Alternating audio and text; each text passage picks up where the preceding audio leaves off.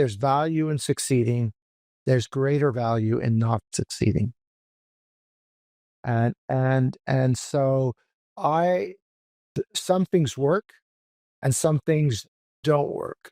Like for example, if I may tell this, and this was, and listen, we both do strategic coach, and Dan is a friend of mine, Dan Babs, and he said to me, how do you get your business? So I wrote out a graph, and I say, I get an appointment and I show somebody a new idea, and then I call them back 3 weeks later and I show them another new idea. Then I call back again and I show them another idea, and I get paid. That's how you get paid. I said, I get paid by them either buying one of my ideas or by them saying, I have a problem. Can you solve this?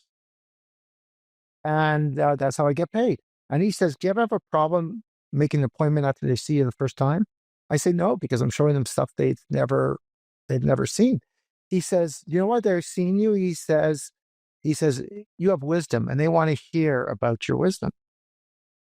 And he says, you should charge them before you go see them. And I said, Dan, who's going to pay me to do a sales call? He says, no, that's not. He says, write a letter to your 10 best clients. By the way, this is a really good thing. And I'll tell you how I'm using it today also. This is a really good thing. He says, you should write a letter to your 10 best clients. And in those days, you didn't email, you sent a note, and you said, and you gave them a piece of paper and you gave them a reply envelope because you want. I said, would you, you're one of my 10 best clients. And I'm doing this course and I have an exercise and would you tell me why, would you tell me please, why you deal with me? 3 reasons. And so Dan said they were going to do this, but they all, first of all, were amazed that they were one of my 10 best clients. And I reached out to them, which has value in its own right. And then they said, he said, they're going to tell you all the same things. And they said, you come to us with new ideas, you teach us things, you solve our problems, and you never let us down. And then some of them said, yeah, by the way, we like you a lot. But those were the 10 things. So the president of Readers, so he says, you should charge him for that wisdom. So the president of Readers Digest and I were sitting on a board together, the Canadian Marketing Association, and he says, David, let's have dinner one time. So he says, how are we going to work together? And I said, and I'm making this up on the fly, right? I said, we're going to do this innovation platform. He says, what's that? I'm going to bring your team. It's all about teaching your team all new ideas that Readers Digest has done around the world, but more importantly, what other people in the industry are doing. And I'm going to show them the technologies, and I'm going to show them how to use it. And if you do an idea, I'm going to, if you could do an idea, I'm going to have to produce it. He says, that's okay. He says, what's that going to cost me? I said, it's going to cost you $7,500 a month, plus the work that we do. So all of a sudden, in the first time in my life, I'm having predictable cash flow. And he says to me, okay, that's great. Let's start. When do you want to start? So I go into my car and I get this 1 minute, oh, right, predictable cash flow. And then I go, oh, deep. What am I going to do? So the next day, I went to the CMO of the Royal Bank of Canada, and I said, which is, I hope they don't hear this after the fact, but this is a long talk. I said, I have this idea. I'm going to set up this innovation platform. This is what it's going to do. I love it. What's it going to cost you? What's my investment? It's going to cost you $10,000 a month, because 75 clearly was too low. So I'm going to be 10,000. And he said, okay, I like this. And so I did it, and I let it go for about 6 months to see if they will continue. And it became the beginning of this, that I don't walk into a room today or talk about business unless there's money up front. As opposed to somebody saying this is the service. And so when I do a program for a bank, I get 40% up front. 40% in the middle, 20% at the end. I don't do anything that I don't get paid for. And so the work, I had the confidence in myself to be able to sell it.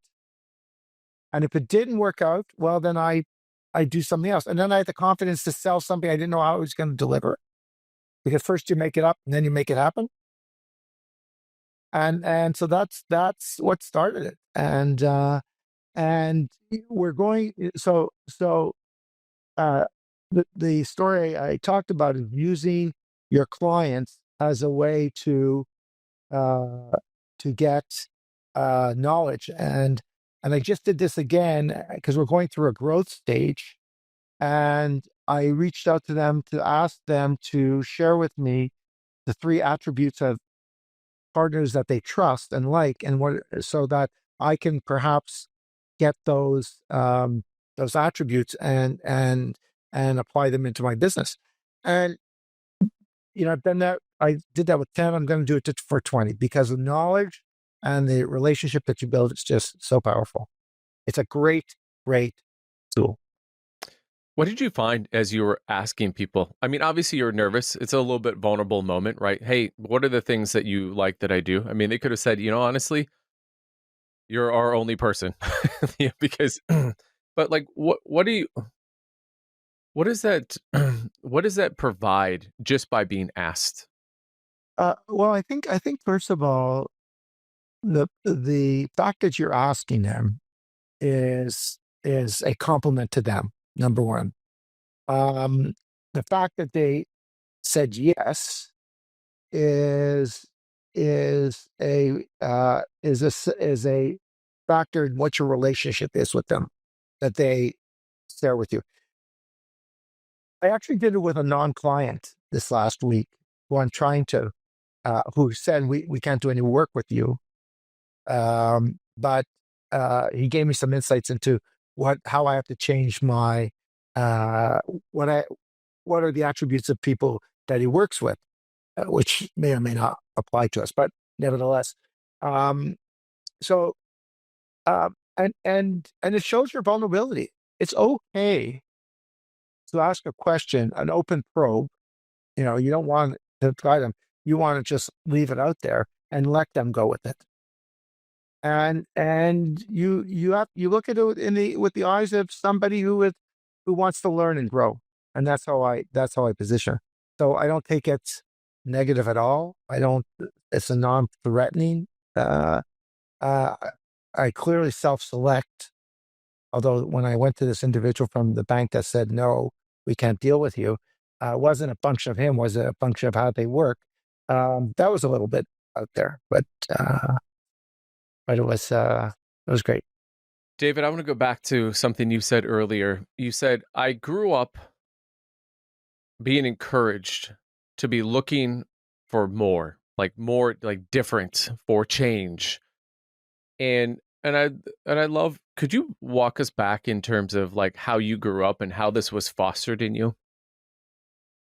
I shouldn't ask you the same question, because you have the same beliefs, I believe, to go for more. So I'll answer first, and then you can add some of your. I grew up in a family business, and I was very fortunate that my late father was like my best friend. So I went into business not knowing what his business was, but knowing that he always talked night. By the way, it was a bonus, a plus and a negative, but okay. He always talked so well about his business, and he was a large printer, and he had a partner, and I went to school for it, and I went to school in the States as well for it. Took a master's of science in printing technology after taking a BCom, and and he always he, he it, when you're the son of an owner, you're like a fish in a fishbowl, goldfish in a goldfish bowl. Everybody watches you as you swim around from any side. All the employees, everybody watches you as you swim around. If you're not a good employee, they put a castle in the corner of the fishbowl, and where you swim around, and they put more food over that section of the of the castle because you're going to earn more than anybody else because the owner wants to make sure you have a living, right? But if you're good, you swim around and nobody tells you where to swim, and you know where you have to swim. Um, but your fishbowl becomes an aquarium, so the fishbowl grows and grows because you expand and you do that. And my father always did that for me. So when I went from Montreal, he sent me to Toronto. When I went to Toronto, I started to go to New York. And then all the little fish come speak to swim beside you because you know the big fish. So they whisper things in your ears, and you have to filter out those things. So he always encouraged me and never said no. I could tell you this story where I once went to New York. Sorry, I went to New York. I went to New York, and I got this contract to do credit card applications for the U.S. Tennis Association and the Soccer Association. And then this fellow, so it was about $1 million, $750,000 in those days, U.S. And so this is in the 80s. Okay, this is a bit big ticket. So the next day he says, I have this connection, and I want you to meet this guy, Bob. And I met Bob. And by the way, he told me one thing. Bob was a Vietnam vet, and I should never talk about Vietnam with him, which was really a real, I don't know if he has to take this out, but a real political statement. So I clearly didn't do that. And anyways, 2 days later or the next week, so 750 US is a big thing in Canada. I walked away with a $1.5 million order to launch the perfume Paris. And I was putting rose petals in Vogue magazine. Now, when you opened up Vogue magazine, the rose petals fell out so we were launching Paris. And then I'm at this meeting with another one of my clients, a chocolate manufacturer, and I get this call to be pulled out of this meeting from my father. And this is how he allowed me to take risks. So he says to me, David, I have a problem. You got these two new pieces of business, 750 and $1.5 million, $2.25 million plus. And we bought this new press. And if one of those guys goes bad or isn't good for the money, we could put the company in jeopardy. And, all of a sudden I'd see my commission money going out the door, So his partner and they're sitting in an office, and he says, "What do you want to do? We're thinking of not taking one of the orders." So I said, "You know what?" I said, "I think I can get money up front for paper."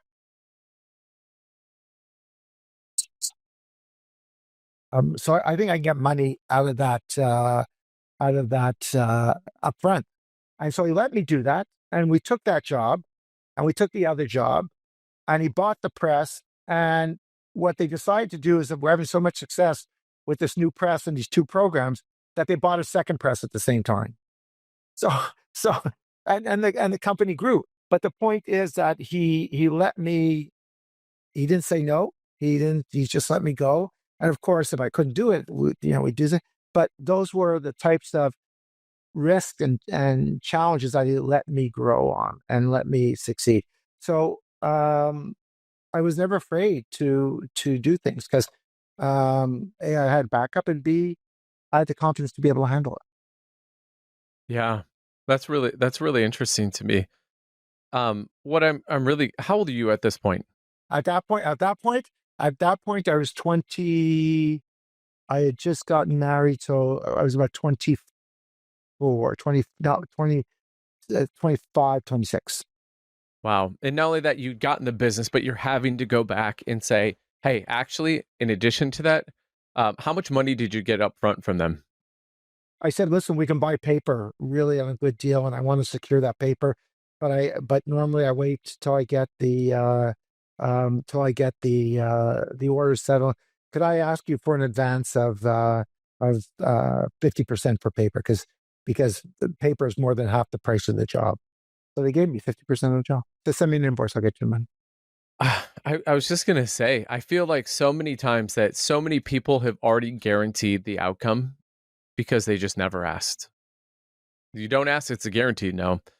I feel like so much of I feel like so much of my life has been dictated by just being willing to ask either a what might have been a stupid question, what actually wasn't really stupid because everyone else was thinking it, or it was the thing that it was seemed too obvious. And the most recent example, my daughter was just recently born, Hey, congrats. Or as we say, mazel tov, but congratulations. we had to have a C-section, just because literally 2 days earlier, 3 days earlier, we'd had a ultrasound, head down, locked in, ready to go, and then my daughter decided to do the flip, and they're like, "Yep, well, this is gonna have to be C-section." Anyways, they're like, you have to stay here for 2 days, like, do not pass go. Anyways, they had an unexpected amount of births, so we had to move a room. And I'm going, okay, we're gonna move a room. We're gonna pack up everything. I'm talking to the nurse and I'm saying, can you ask the doctor if we're gonna be moving a room? It was 24 hours later. Everything had gone great. Everything was looking good. Baby's good. Mom's good. I'm like, if we're if we're gonna have to move a room, can we just go home? This is about like 4:35 o'clock in the afternoon. And they're like, "Oh, no, no. I've never seen anyone do it." Fast forward next morning, doctor comes in, and I said, "Hey," I was like, "Did the nurse ever ask you?" She's like, "No, no." Like, and I said, "Well, I'd asked about could we have gone home?" And she goes, "Oh, she should have asked because I totally would have just signed off on it." But it's such a small, seemingly meaningless example of that, but that is literally something that I think that happens on a day-to-day basis. And I think the bigger question, and I think probably the more insidious one, David, is that we don't ask ourselves if we want to take what others might conceive as a risk, right? We don't actually ask ourselves, "Hey, do you want to do that?" We just go, "Oh, I could never do that." Um, And I think going back to you had asked me a question earlier about like, well, hey, how did that like show up in my life? I think that I grew up in a household where number one, my parents encouraged reading, like reading, and I have to tell you, like I was an addict to TV. I mean, at a certain point, and people in the listen to this are gonna probably go, man, well, that's crazy. But I was so addicted to TV that my parents paid me to not watch TV. And instead, I got into books, and then when I got into books, and then I think the part of it is that my parents would like to ask questions, and we would talk a lot, and we would explore. And I think that books between that and books, and even if there are things like, oh, I want to be playing the NBA. By the way, I'm 5'10" and a half. Like I'm sure my parents were like, yeah, that's just not going to happen. But I never heard no. And so I think that's where a lot of like my willingness to explore and be curious and I think look for more, I think probably was the genesis of that was in the safety. Because you just had said I felt safe because I had the background. Yeah. I'll tell you, further, I think that experiences give you confidence to do new things. The people you meet, the different places you go, the I was the guy uh, who would go pick up a client uh, after high school or just I pick up a client at the airport, or I fly to meet somebody to pick up something, or I would drive to Rutland, Vermont in a truck because uh, the truck driver didn't speak any English. So I would sit in the truck. But those experiences and opened my eyes to the world, but also gave you the ability to venture out to do things. And I think that benefits you also in terms of confidence. But your parents are such a big part of your skills today. You know, you know, and I was very fortunate. And listen, I'm fortunate I was born in Canada. I was fortunate to live in this time, and I'm fortunate to have the right parents. And you try to emulate that, especially now with, with your kids. It's great. What I think the one thing that I think that across the board, I think my parents also allowed me the room to, as you said, not succeed. And I think that I look back and it's such a small nuance that I didn't really fully appreciate or understand until much, much later. And quite honestly, when I look at kind of when you see some kids and the kids being raised today, just the not creating the atmosphere for you to go out, try something and not succeed, I think is such a big deal. Because you said it earlier. You said I learned from like winning, but I actually learned more from not succeeding. And I tell my kid and I'm really blessed. We have I'll give my shout out. We have three kids, and they got married to really great in-law kids. So now I have six kids, and although and I always told them, I said, you know, so when you ski and you first learn to ski, you master the baby hill. And then you don't want to go to the intermediate hills because you know you won't fall, and no, you have to go do, and then you do the intermediate hill, and you get that, and then you go into the black diamonds and the double black diamonds, and then you're going into a bowl off a cliff, and I said, you're gonna fall. The question isn't if you're gonna fall. The question is how quickly you get up. And in business, you're gonna fail. You, at one point or another, you're always gonna fail. And entrepreneurs don't tell you the times that they fail. They only tell you the times that they. But the failures are the impetus to get up and go on. And as I said to my kids, you know, you're on this bus. You can get off the bus at any bus stop and say that's enough for me. But it's very hard to get back on the bus. So just understand that, and you have to give them the permission to fail. I'm really curious, David, when you think about what you see today, and whether it's your kids or just entrepreneurs or how the media portrays it, what do you think that people get wrong about success, or what are sort of the myths or the things that people just don't fully understand about success? I think it's. I'll ask you the same question. Well, I'll ask you that question first, and then I'll give you. I'd rather hear your. I think that when I'm like coaching entrepreneurs, I think that there's this identity, that of like I'll start with like one of my favorite books of all time is Natural Born Heroes, and it really breaks down this myth of like really what is a hero, and especially in America. We think of heroes having capes, having superpowers. And you were earlier talking about failure. Is that I think that success uh, is not getting so attached and addicted to the level of like when things really work out well. But I think success is like what you just talked about is, I hear people go, I have a problem. When I hear the word problem, I go, man, this sounds strangely like an opportunity. I hear failure. I see like if something doesn't work out, it outside it, once I get past that reactive, like that immediate thing, which is allowing myself that moment of humanness, is that I go, man, this strangely feels like future winning. And I think that is success, because when you do that again and again, what ends up happening is that this world is ripe with fear, uncertainty.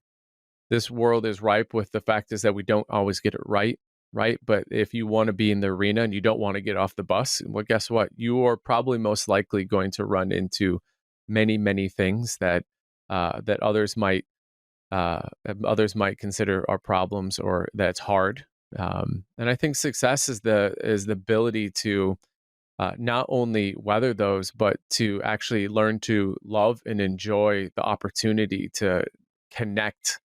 Because it's when it's hard. It's when it's hard, and you're in it, and you are doing it in a way that is connecting to your joy, right? At Coach, we call it unique ability. Uh, I think that That's what I think is success, and I think that so many people think success is um, to not have hardship, to not have a headwind, and that it's just about like what you can buy, how much can you buy, and what shows up on your Instagram feed. Yeah. Well said. Um, I think success changes as you have more experiences. By the way, in the Engel household, we don't use the word problem. We use the word challenge. Health is a problem. Okay, so you have a health problem, but we use the word challenge, and we use the word opportunity. So even my friends make fun of me. Oh, it's a challenge, it's not a problem. But uh, so um, success changes as you have more experiences. So the simplest way is that, oh, you're financially secure. You have lots of money. You're very successful. Okay. Easiest answer and the furthest from the truth. Um, Success is directly related to the factors in your life and the to me at least the way I look at it. So I will be successful in one area of my life and not as successful in another area. Or I'll have goals in one area and I haven't achieved those yet. Or when I do achieve them, I'm into uh, the next thing. So success is so multifaceted that you have to be, for me, you have to be specific in terms of uh, what it means, and that's a direct relationship. And I hope I'm not talking, uh, uh, not talking. That it's complicated. It's success is success is directly relevant to the importance and your abilities in your life. So so uh, yes, business is a driver for some success. If you're not making a living, whatever that is, an issue. But you have family success, you have relationship success, you have community success, you have volunteer success, you have your own personal success and how you feel about yourself. So it's so multifaceted, and you only realize that as you experience things, I think, or you're open to those things. And you're always your worst. Um, you always the things that you think you've done wrong, nobody ever notices them. But that's true though. I think that that is true. Um, Which, because I think that it's all about like narratives, right? I mean, you talked about there's different frames, right? And you said as you age or as you like, as you develop, turning knowledge into like wisdom, experiences into like lived wisdom. And I think that's just the, I think that is super interesting, especially considering the fact that in today's age where, you know, the things that we have going on are things that have been pre-programmed, right? Externally from birth, right? How we grew up, where we grew up, maybe your faith. These are all these pre-programmed sort of data points and narratives that we have in there, and I think that so often we think that other people know our narrative, when at the end of the day, most people are so involved in their own narrative, they don't really, they don't even see. In fact, what you think is a failing for other people might be in terms of, man, I wish I could have even had the opportunity. Like your failure might be someone else's dream. Yeah, yeah, yeah. Yeah. It's interesting because I find more value in letting other people talk than telling my stories. And so even when we do a course, when we do those breakout sessions, and I'm always the last one to talk because I would rather people talk about their experiences so I can learn from theirs than talk about mine because I don't really learn from my own experience. I do, but not want to talk out loud about it. So it's and people, there's value in listening to people. If I knew today, everybody jokes about it. Gee, if I knew what I know today when I'm 25 or 30, well, that's the that's the secret sauce. If you can learn at a young age what other people have learned through their lives, that's a blessing. Yeah. Well, let's go down that line. If you're sitting here and you're talking to your 25-year-old David self, which again, not that long ago for you. Um, but I mean, what would you say? I mean, to the audience here, right? Because by the way, whether you're 35, 45, you're 65, you're 70, 75 years old, and you're still in the game, right? You've never actually really arrived. So what would you tell someone who's sitting here going, hey, I want to, I want to steal some other wisdom, right? I want to steal like an artist, right? Hey, if you made the mistake, I'd much rather steal it today. So what would you tell people? Yeah, let's give a top 3 to 5 things. Number one, for a guy who has woo as an equipped in strength on it, relationships. Relationships are key to your ability to expand and quality of life and learning. So relationships. Two is confidence. Always, we always say protect your confidence. Um, and listen, even after doing this for so many years, I'm really confident. But at 2 o'clock in the morning, I wake up, I'm not so confident. And you think of all these challenges. Um, uh, three um, is protect your family and recognize what an asset they are.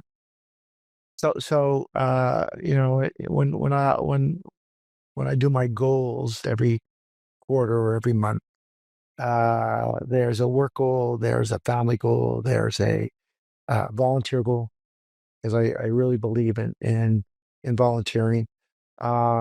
There is a capability goal.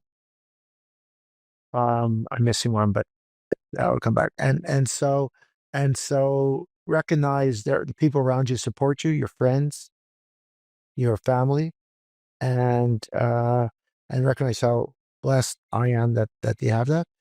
Um, I think I think the ability to control your own path. I don't know if I couldn't I couldn't I never had a boss really. I couldn't report to somebody because I wouldn't be able to go in the direction that I think is the right direction unless I was the boss or things of this nature. Listen, at the end of the day, you have your wife, you have your family, yeah, your bank, yeah, you have your responsibilities. Although I don't have the bank, but I couldn't report to them. So I always want to have the ability to make your own success and dictate your own success and not be reliant. I think that's and take chances. You know, take chances. Because if you don't take chances, worst thing that happens is doesn't succeed. So you turn around and you do it again. But says the guy who's had lots of challenge, lots of mistakes, but you learn from them, and you're better that way.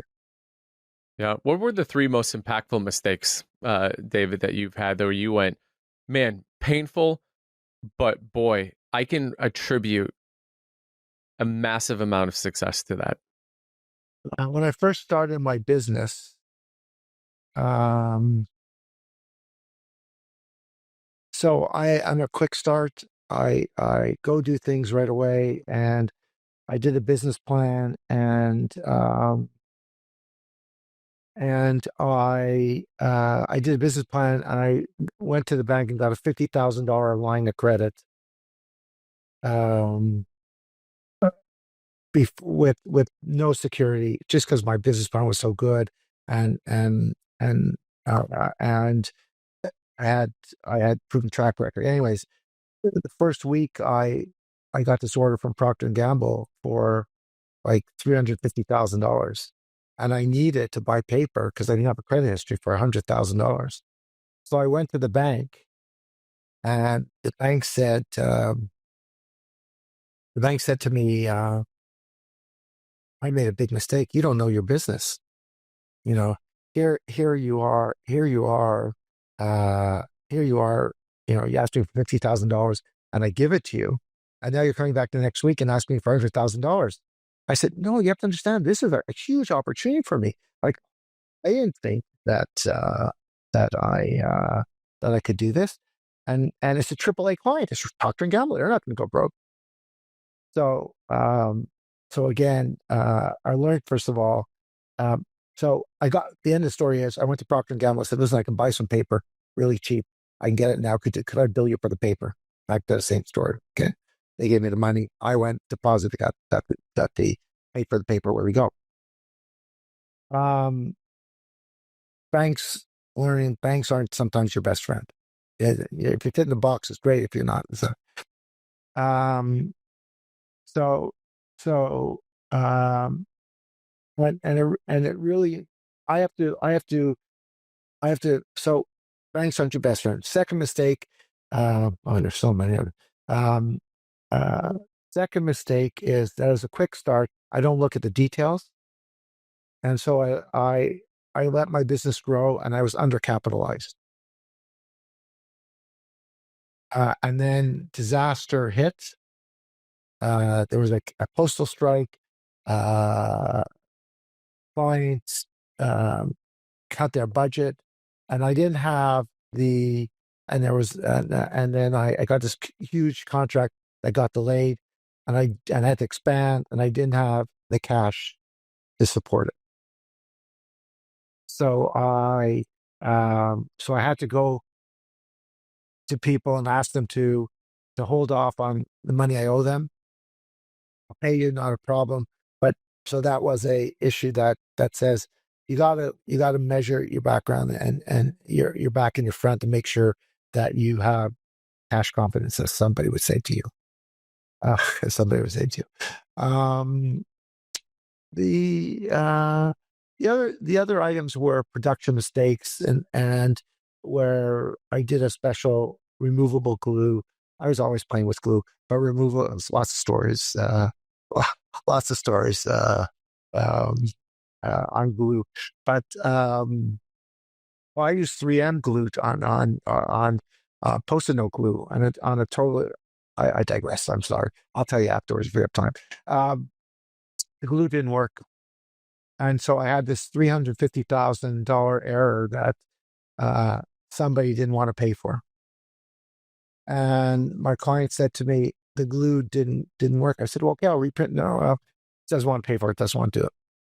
So, um, so he says, "I'll make it up to you. I promise you. Give the credit. I'll give you. I'll make it up for you in every job we do.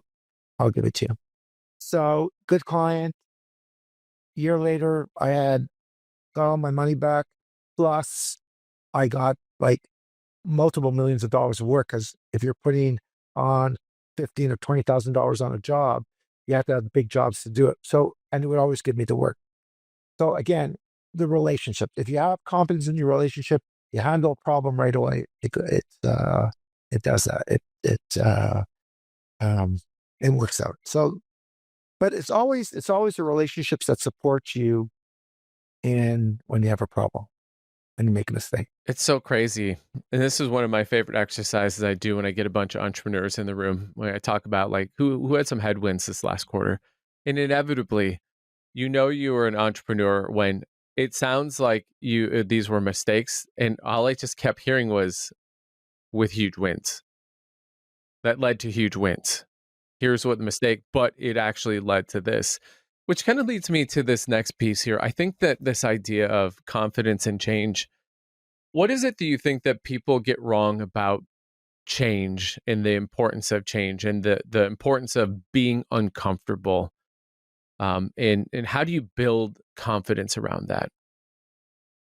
If I'm not uncomfortable once or twice a month, then I view myself as not moving forward.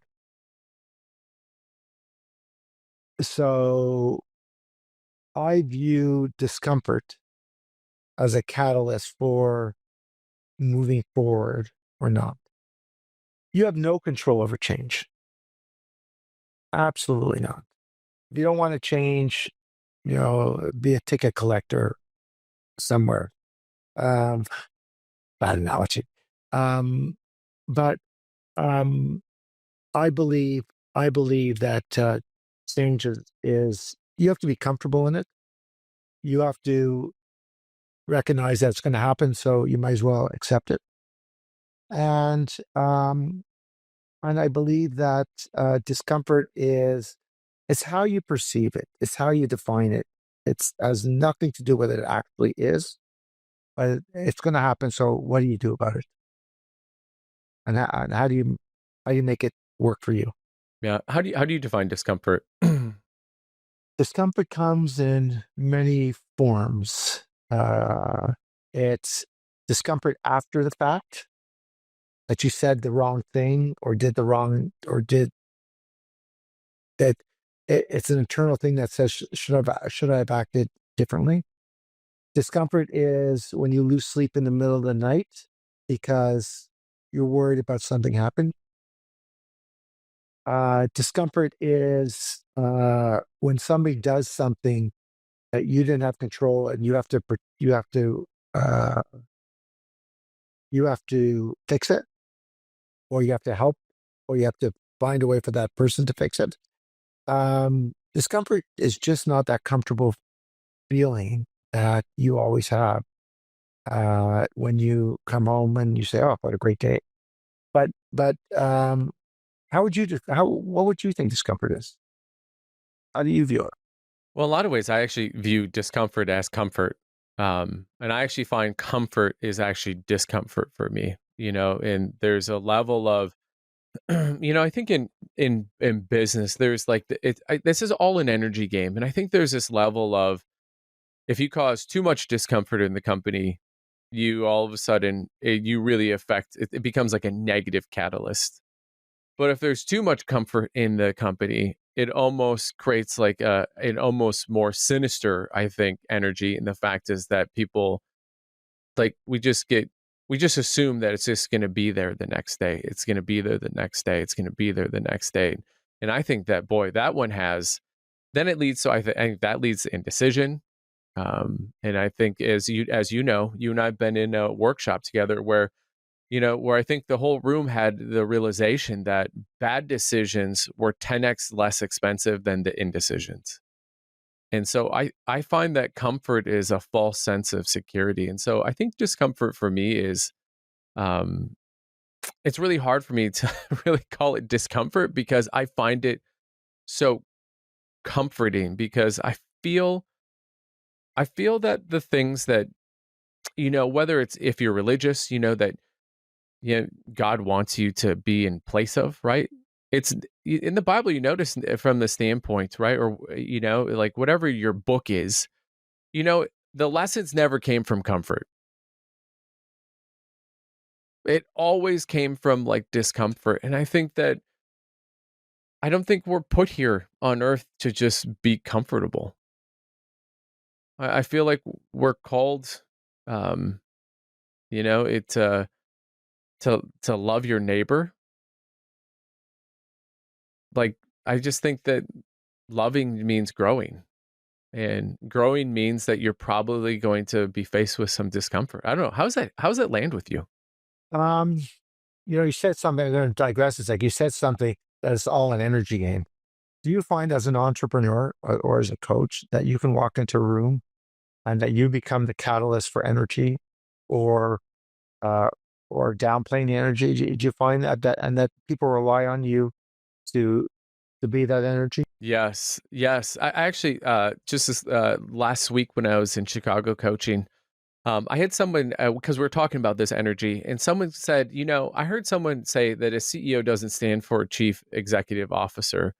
It actually stands for Chief Energy Officer. And so we had this incredible conversation around how it so often, um, you as a leader actually means that you are actually setting the tone, that you are setting the energy. How you are is how most people are going to be. And so, yeah, I 100%. I actually had someone write me a LinkedIn who'd been in one of my workshops and said, like, hey, had a great time. Awesome. How do you keep your energy up through like the whole like workshop? It's 8 hours of like workshop and Drugs. yeah, drugs. Yes. Yeah, drugs. I think it's so often it really starts in terms of like, what do I fill my mind with? What do I fill like my mouth with? How am I moving my body? And I think a huge portion of it comes back to gratitude because I know that so often, even when I'm discomfort, and I find this like when I'm doing my bike rides, David, right? And these 120 mile like rides in a day. And inevitably throughout that ride, you're gonna have a part where you go, this sucks, this hurts. And the thing that I've come around to is number one, I'm getting the opportunity where I can actually have that space where I can have the privilege to be able to ride 120 miles in a day. And then I start going down the line of there are people who can't walk who would love the capability to feel the wind through your hair. And then I look around usually. Is this a hair joke? No, it isn't a hair joke, but I wish I would have been that witty. But then, then I'm also looking around and the fact is that I'm usually doing this with a group of people. And I just find myself, how lucky am I? And so I think it's the ability to move to a place of gratitude. And I think it's how you view the world. So much of all discomfort, challenges, and it's all gratitude and how you view the world. David, if people want to know more about you, they want to follow you, they want to like any of your like socials, where do they find you? So, um, it's tough for me as a marketer to say you can't really find me other than on my personal email, which I'll be happy to give you at Engel at Innovative HRT, high response technology.com. Social is that, that's a whole different conversation. I have a LinkedIn address. I think it's Innovative David. Um, uh, but but basically it's my website is innovativehrt.com. But basically I'm a one-to-one tech guy. I'm not really on, not yet. In our new growth strategy, we're going to have to do that because most of our business endeavors is based on relationships, and now we're going to have to augment that with a drip campaign or something of that nature. But Engel at innovativehrt.com. Be happy to talk personally. Yeah.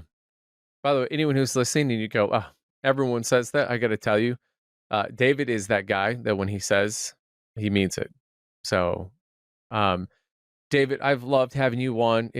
You are just, you're dripping with I think the relationship and I think the confidence that I think is just super inspiring. And thank you. Well, one of the things that I like my guests to do is send us off with a ripple, send us off with a phrase, send us off with kind of one last little echo.